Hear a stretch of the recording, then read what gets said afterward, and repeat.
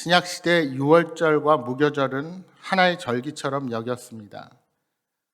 무교절은 온 가족이 1년 된 어린 양을 잡아 구워서 무교병과 쓴 나물을 함께 먹는 유대의 절기였습니다. 이는 출애굽 당시를 회상하며 애굽의 종살이에서 구원해 주신 하나님의 은혜를 되새기는 유월절의 절기이기도 했습니다. 조금 정확히 말하면 6월절 다음 날이 무교절의 시작인데 두 절기를 거의 하나처럼 여긴 것입니다.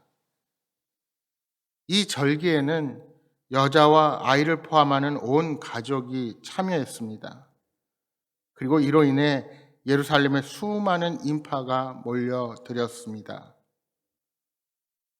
그런데 참으로 아이러니한 것은 이러한 많은 생명을 애굽으로부터 구원한 것을 기념하는 절기에 오히려 종교 지도자들은 그들에게 영원한 생명을 가져다 줄 분을 죽이려는 계획을 가지고 있었다는 사실입니다. 당시 종교 지도자들의 바람은 자신들의 기득권을 위협하는 예수님을 없애는 것이었습니다.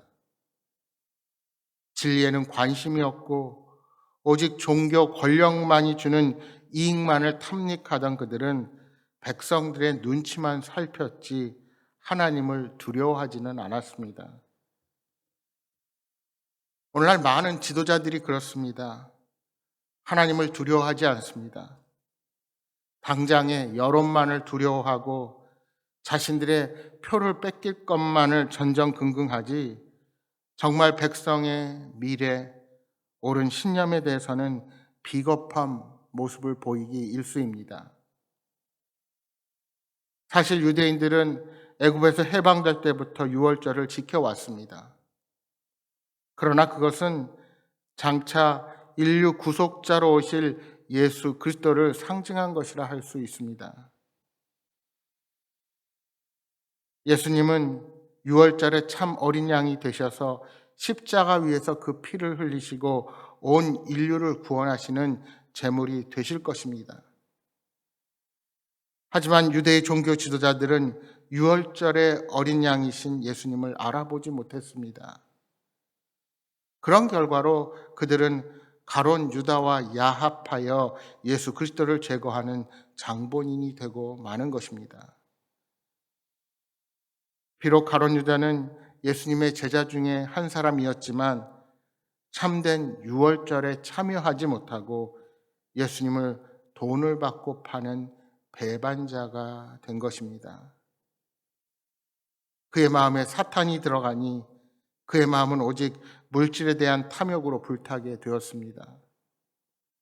탐욕이 그의 영혼을 파멸시킨 것입니다. 바울 사도는 디모데전서 6장 10절 말씀에 돈을 사랑함이 일만하게 뿌리라고 말씀합니다. 하나님보다 돈을 더 사랑하면 우리의 영혼은 망가지게 되어 있습니다. 이제 가룟 유다는 대제사장과 성전 경비대장을 찾아갑니다. 그들을 찾아가서 가룟 유다가 한 행동이 무엇입니까? 자신이 3년 동안이나 따랐던 그 예수님을 팔아넘긴 것입니다. 이것은 예수님의 죽음과 관련하여 하나님께서 미리 말씀하신 것이었습니다.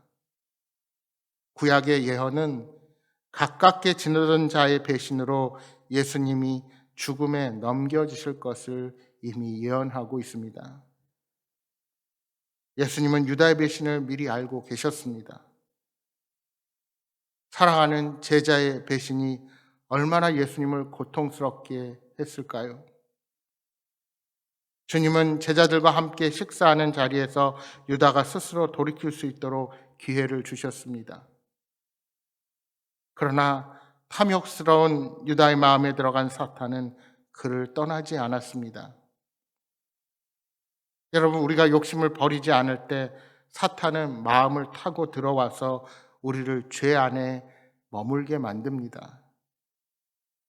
죄를 지을 때마다 우리도 유다와 같이 예수님의 사랑을 배신하는 자리에 설 수 있다는 사실을 명심해야 합니다. 이처럼 우리의 원수 사탄은 언제든지 우리를 유혹해서 멸망에 빠뜨리려 합니다. 베드로전서 5장 8절 9절에 말씀합니다. 근신하라 깨어라 너희 대적 마귀가 우는 사자같이 두루다니며 삼킬 자를 찾나니 너희는 믿음을 굳건하게 하여 그를 대적하라. 이는 세상에 있는 너희 형제들도 동일한 고난을 당하는 줄을 알미라. 베드로는 사탄이 우는 사자같이 삼킬 자를 찾고 있다고 경고하고 있습니다. 따라서 그 공격으로부터 우리의 영혼을 지키기 위해선 근신하고 깨어 있으라는 것입니다. 그렇습니다. 믿음을 굳건하여 사탄의 공격을 물리쳐야 합니다. 우리가 세상에서 고난당하고 어려움을 겪어도 종국에는 승리하게 되어 있습니다. 탐욕과 욕망에 눈이 어두워진 가룟 유다와 종교 지도자들처럼 메시아이신 예수님을 배신하고 멸망의 길에 빠지는 어리석음이 없기를 바랍니다. 끝까지 영적으로 깨어서 믿음으로 승리하는 담대한 신앙인이 되시기를 주님의 이름으로 축복합니다.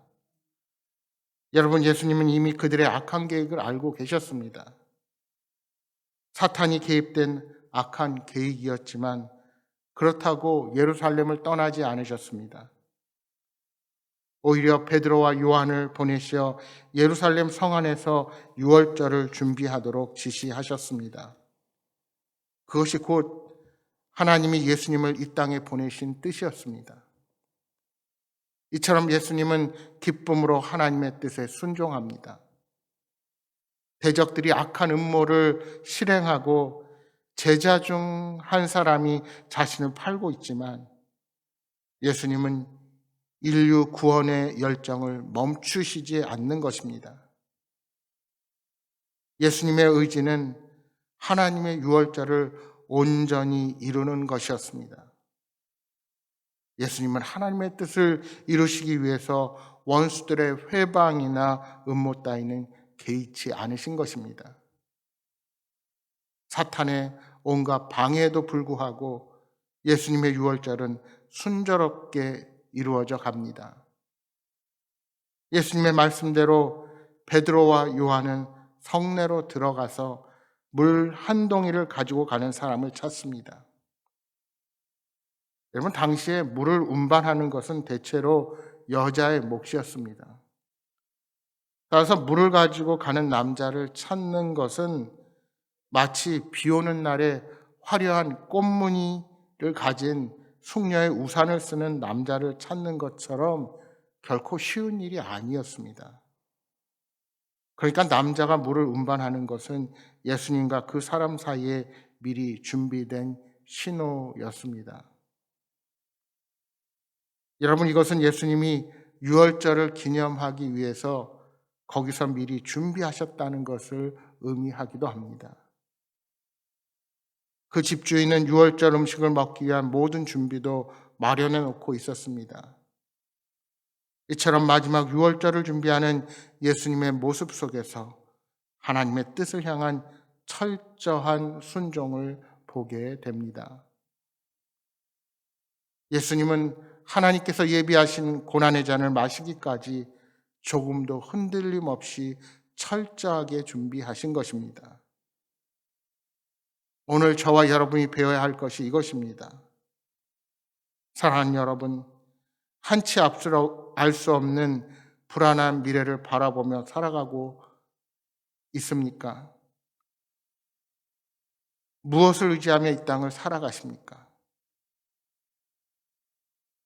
유월절의 참주인이신 예수 그리스도를 의지하며 그분의 뜻에 순종하며 살아가기를 소망합니다. 사랑하는 여러분, 오늘 하루도 주님과 동행하는 복된 삶이 되시기를 주님의 이름으로 축복합니다.